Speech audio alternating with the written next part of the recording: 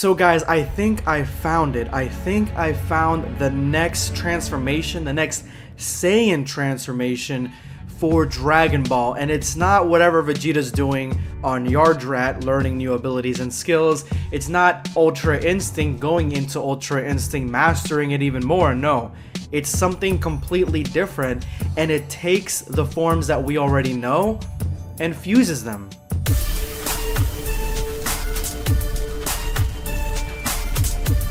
Prepare yourself, Dan Saiyan. If you are new to the channel, make sure to hit that subscribe button and turn on notifications. That way you never miss a video. These are today's hashtag End of Video Squad winners. If you would like to join them, make sure to watch till the very end of this video. Then drop your comment with the hashtag End of Video Squad for a chance to be featured in my next video. I've said it before and I'll say it again. Super Saiyan God is the Supreme Saiyan transformation and should have been the only Saiyan transformation in Dragon Ball Super. They should have developed Super Saiyan God throughout Dragon Ball Super, evolving it, because this transformation has the most amount of abilities and potential than any other ability thus far. Yes, Super Saiyan Blue is stronger. Yes, Mastered Ultra Instinct is also stronger and has a really cool hack. But Super Saiyan God grants its users a plethora of not only brand new abilities, but traits as well. Now, you probably are thinking at this point of the video, well, BlackScape, you told us there was a brand new form that you were championing, something that is going to be the future of Dragon Ball that isn't anything that's going on in the manga right now.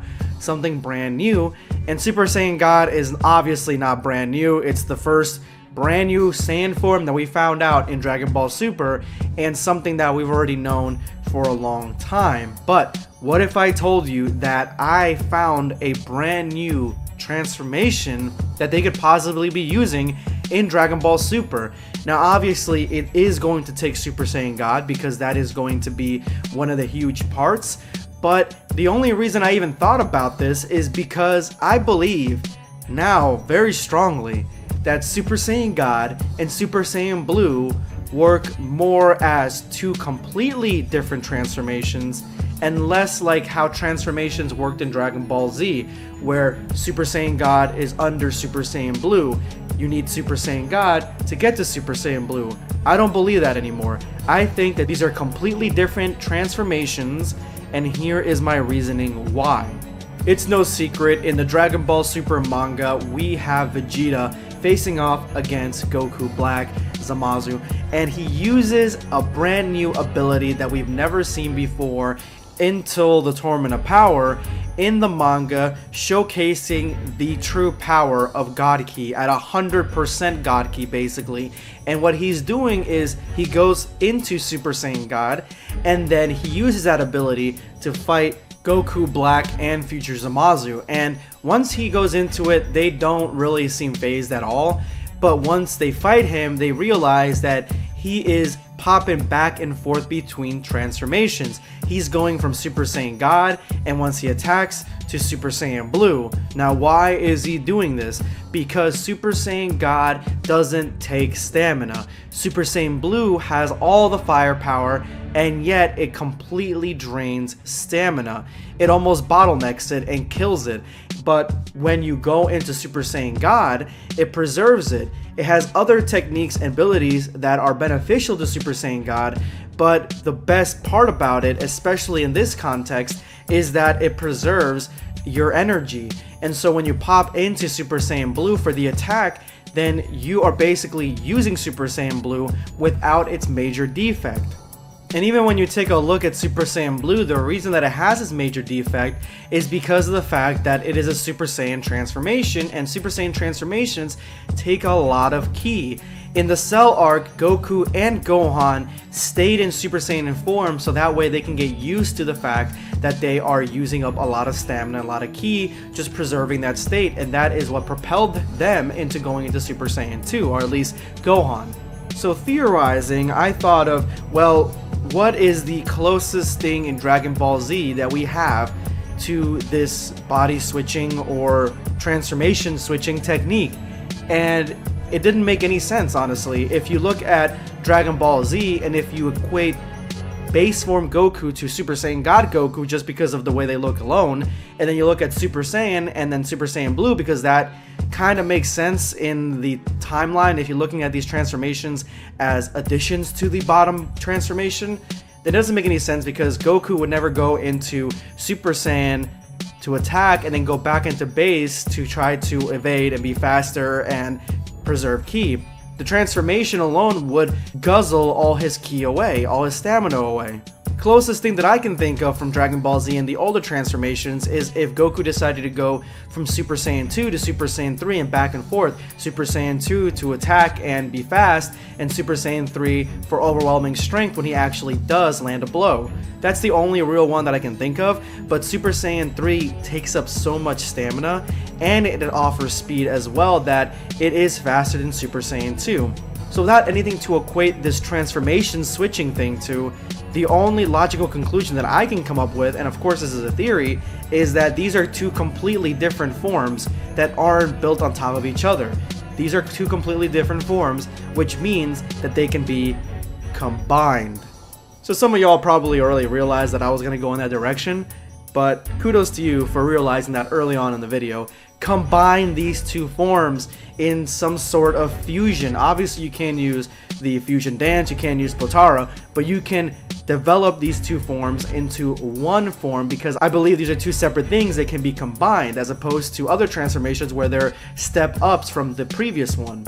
And look at everything you get from Super Saiyan God. Preserve stamina, you preserve ki, you get access to unlimited amounts of God ki, you get speed, you get absorbing and nullifying enemy attacks, you get paralyzing foes with your own ki binding, you get self-healing, which happened in the Battle of Gods arc. There are so many different benefits to Super Saiyan God that to me, again, I say this is the superior transformation. But Super Saiyan Blue has that raw power, that Super Saiyan power that we've come to know in Dragon Ball Z.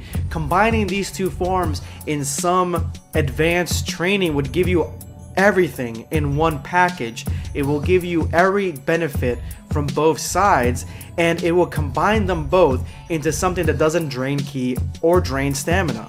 I believe that it is possible to gain these abilities. I believe that it is possible for Goku or Vegeta to understand and learn how to blend these two forms together.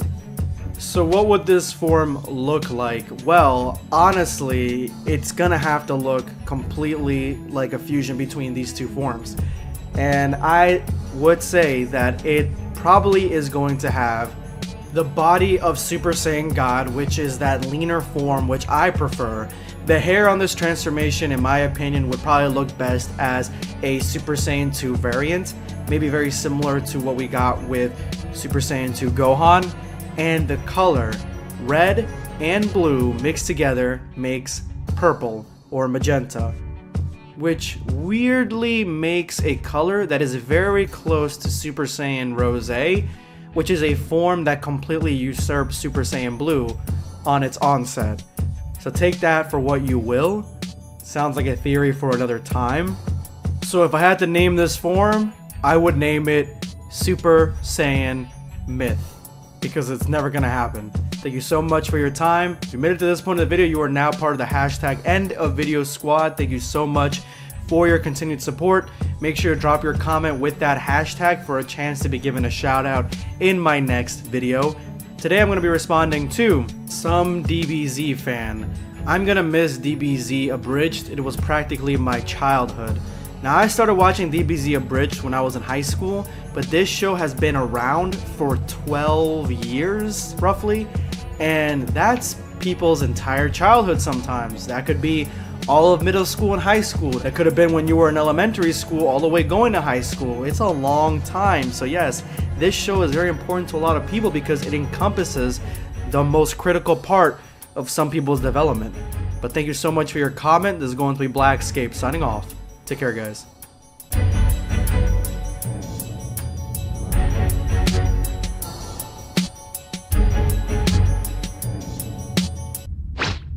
Subscribe for more content.